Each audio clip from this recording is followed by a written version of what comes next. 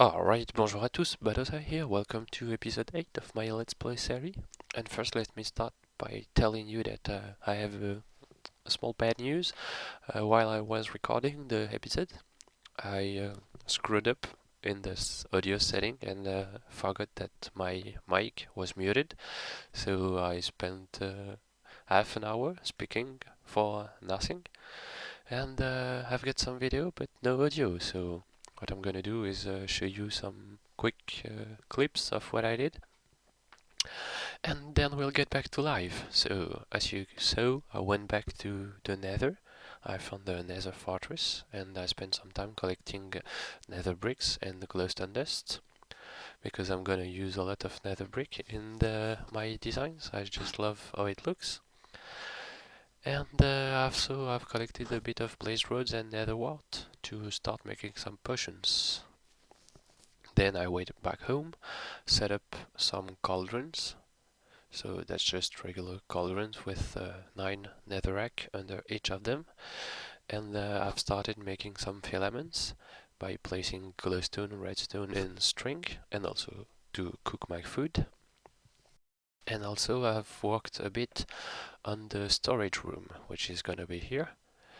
So I'll have all of my farms in the mansion above, and the items will fall from a hole and get right down here. So I have how do you say that? 4 pairs of different chests. I'm gonna use the advanced storage system to store the items in different chests, and in each corner there are gonna be 2 kinds of items, so that will make 8, one in each direction, so 2 by corners.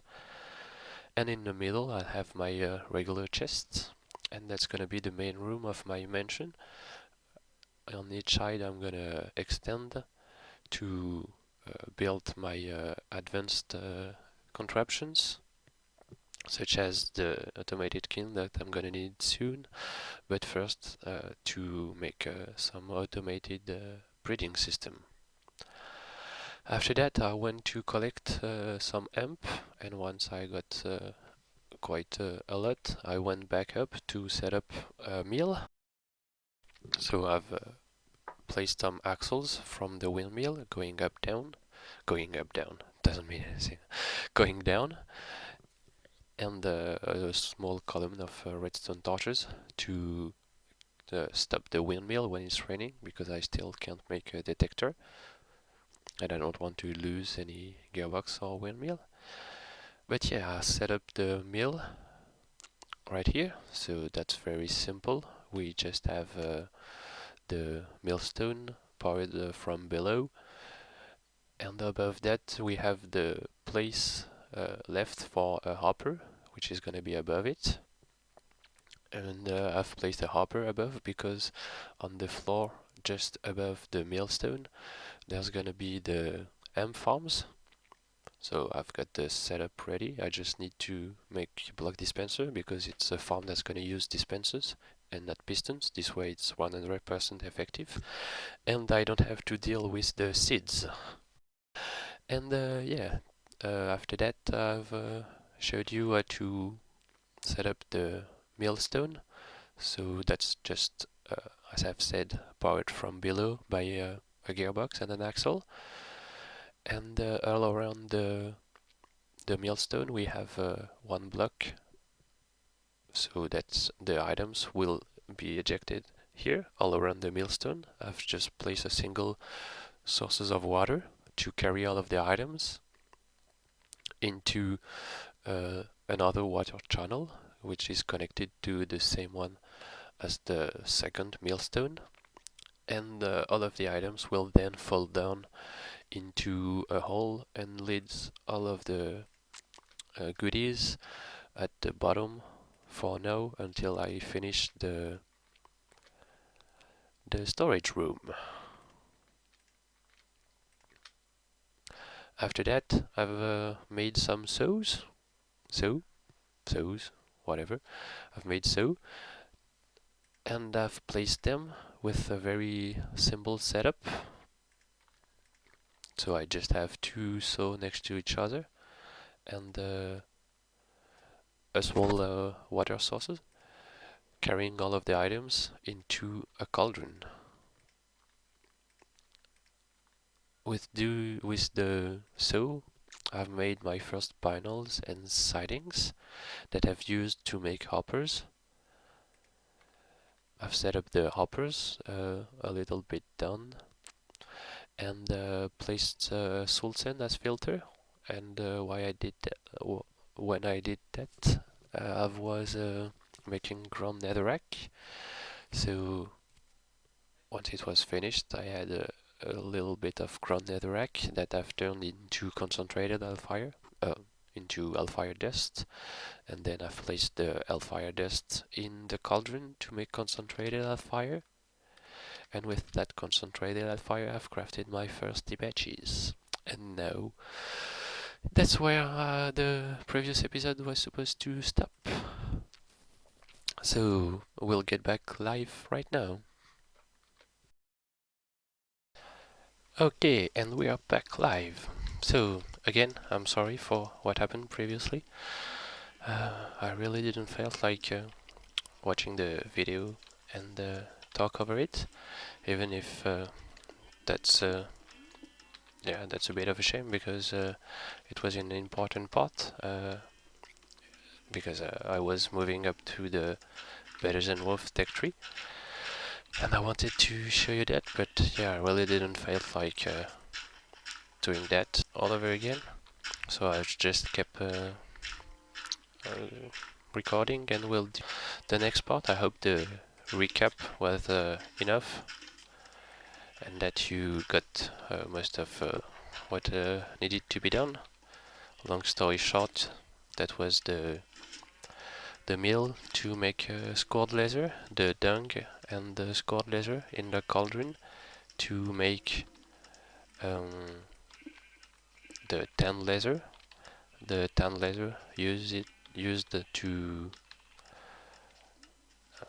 yep, the tan leather used to make the saw used to make the siding, and the siding made to used to make the hopper and the turntable. So now I've made a crucible and some unfired pottery, and I've set up a very simple thing to make my urns, because I'm gonna need a bit to make steel. So that's very simple. The turntable is here, powered by a whole bunch of gearboxes that you can see here. That's the lever to turn it on and off, and I have a piston to push the unfired pottery once it's finished, when I want, into this hole, because when you push an unfired pottery over a hole, the item gets destroyed. So now I have 7, so that should be it. And here we have the setup ready to make a kiln to cook it. But first we need a bit more batches. So I've been cooking some concentrated hellfire. Oops, see, come back here. Gonna need some filaments as well. There we go. Into the workbench, and I need some stone. There we go. On the side, concentrated hellfire on top. Redstone under, filament in the middle, and that's it.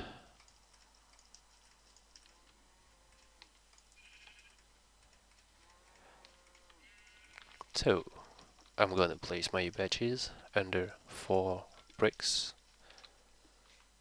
That's gonna be the kiln, and usually what I do is simply place 8 of them instead of 9, because it's far more easy to connect them.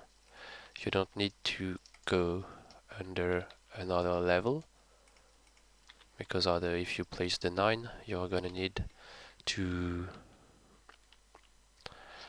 to go down one level and use a torch to power the one in the middle. And looks like the redstone wool changed. The it used to be a dot. Maybe if I power it through a block.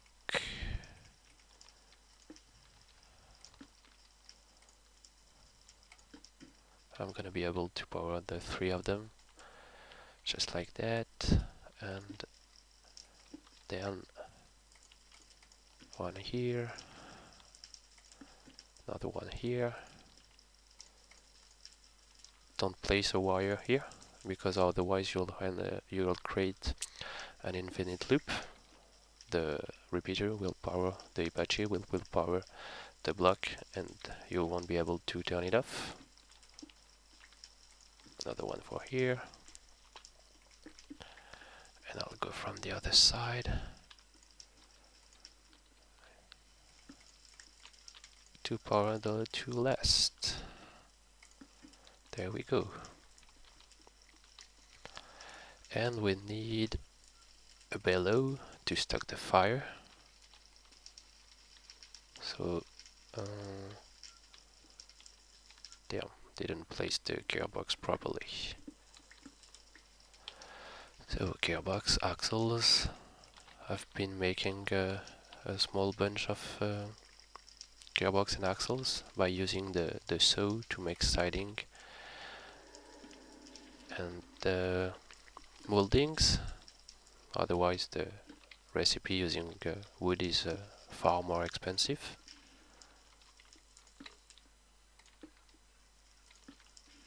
So that should be it. And the bellow has to go. Nope.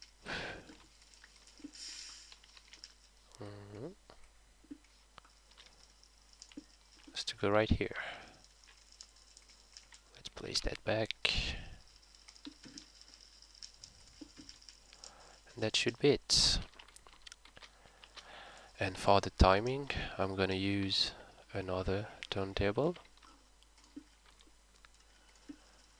I'm gonna place a redstone torch on top of it on both sides, and I'm gonna put it on the 3rd setting.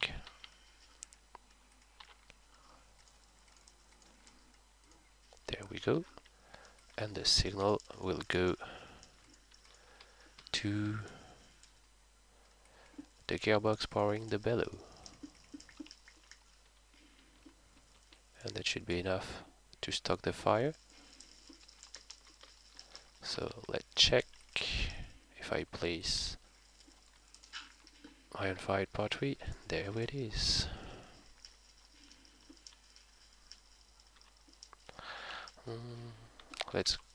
Oh, that was fast. Okay, great. So now with the Crucible, we'll do the same thing right over here. Place 9 Battosay, 8 under the Crucible. That's 1, 2, 3, 4, 5, 6, 7 and 8. I'll power them the same way. Let's place the bellow first. Right here. The Battosay. If I power through this block, something, it will go into the 3 of them. And damn, they're too close. Ah. Damn. 1, 2, 1, 2. Oh, yeah, I was 1 Battosay too close. Let's move it 1 block on the side.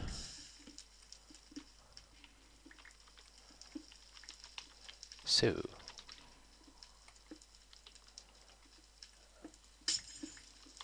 the Crucible will go here.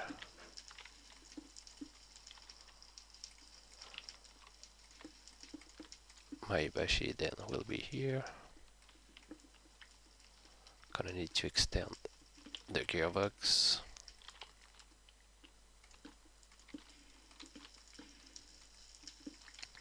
Then place my bellow.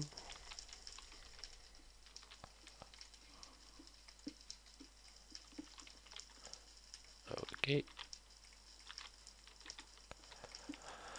Yep. And then again the redstone, the block to carry the signal.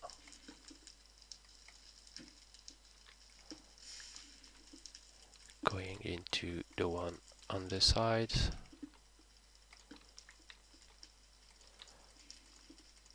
The one behind. And into the two last ones. Over here and here. Perfect. And same thing, I'm gonna... Whoa! I love the layer glitch. Very nice. Not dangerous. Thanks. Great. So yeah, now I have just to send the redstone signal from the turntable to the gearbox that's now here.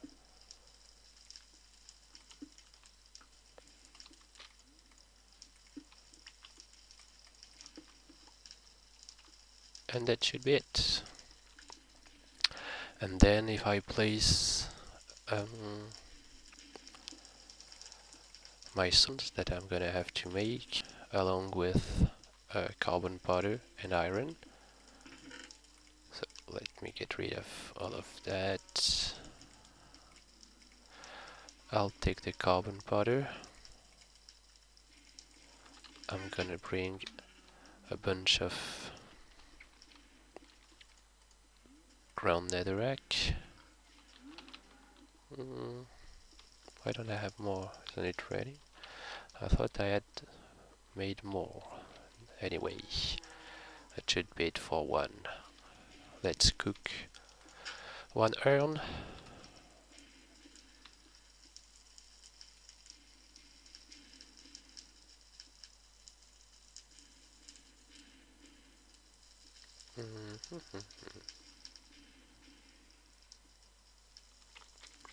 Oh, there might be a gearbox under one of these wires. Let's see.